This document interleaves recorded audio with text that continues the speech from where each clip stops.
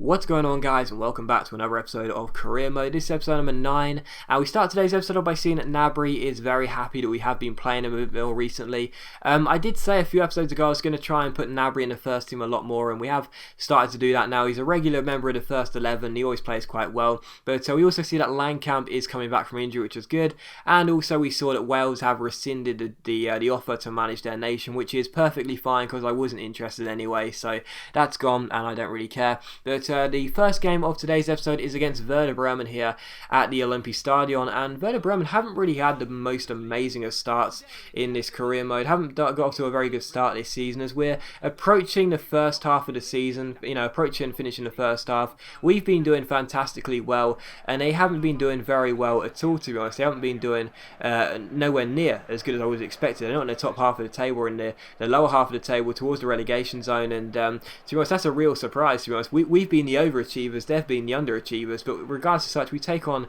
Werder Bremen here, and we'll see how they do. But the first chance of the game would come to us straight from kickoff as we get the ball to Serge Gnabry down the right hand side. Lovely roulette to get past his man, and he keeps on going, ends up swinging in, passing the ball forward towards Ramos, but the shot is well saved and it's still 0-0. But in the 13th minute, another good chance for us. We get the ball to Sakirci here, who takes aim from range, but it goes just wide of the post. So Sakirci, who's already scored one lovely goal from range in this career mode and in this season, almost got another one there, but it was still 0-0. But in the 25th minute, Werder Bremen come through the centre here. Very good chances. Clever gets onto the ball and shoots, but Kraft makes a good save. But Peterson at the far post puts it into the back of the net and makes it 1-0 to the away side. So there was me saying that Werder Bremen have been underperforming, and we should be winning this game. They've been quite poor, and they go ahead and show me up. Very good finish, and it's 1-0 to the visitors. So 1-0 to the away side. But directly from kickoff, Serge Gnabry beats Kleber, and then beats the other defender, then beats a third defender. Wonderful run by Gnabry, crosses the ball in,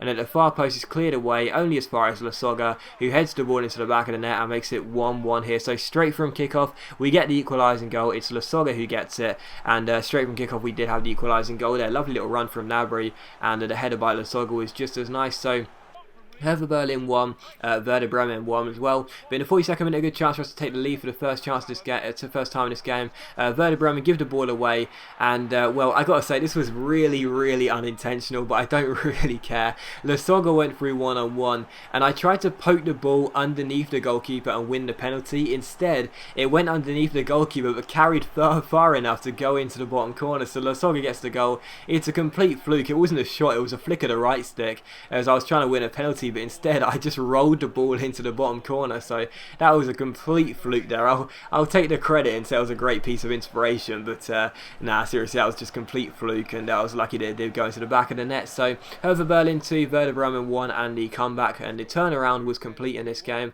But straight from kickoff, Werder Bremen get onto the ball, and it's Junuzovic who gets onto it down the left hand side. He gets past my man with the step over, plays a great through ball towards Peterson. He's already scored one goal, but he can't double his goals tally. He puts his shot wide, and it's still 2-1.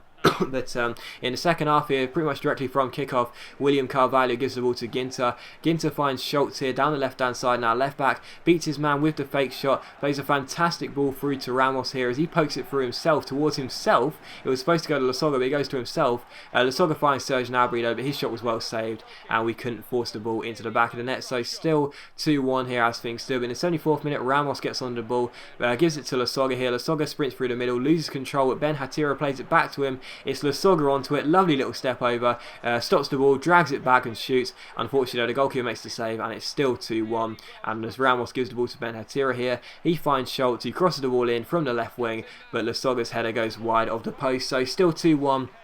We couldn't get Lasogga his hat-trick, but we were still doing quite well. Made a triple substitution here. Gnabry, Ben Hatira and Ramos came off for Yasil, Alagui and Baum Johan.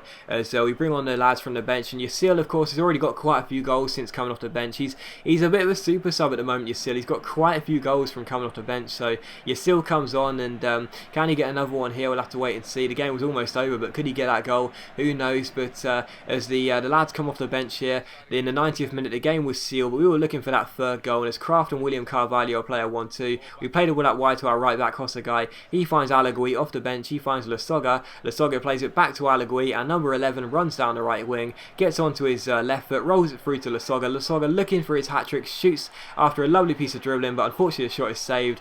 But you saw it there, Yasil once again comes off the bench and makes it 3-1 to Hertha Berlin. So another goal for Yasil off the bench. That's the only way he can score, coming off the bench. Yasil gets the goal, and it is Hertha Berlin 3, Werder Bremen 1. And as you can see, as the kickoff is taken by the visitors, the game does indeed finish. So Hertha Berlin 3, Werder Bremen 1, and we do go ahead and get the 3 points once again. So we've been unbeaten in our last 7 or 8 games, and that is just fantastic. We are on a really good run of form at the moment. We can't seem to be beaten. The Olympic Stadion is a fortress. Haven't lost here so far this season, which is fantastic, and things are looking very good for us, and hopefully things just keep continuing, because things are looking very bright. And like I said, I definitely feel like qualifying for the Champions League is something we could possibly do if we keep having patches like this during the season, where we, spring a good few results together and pick up the points in quick succession.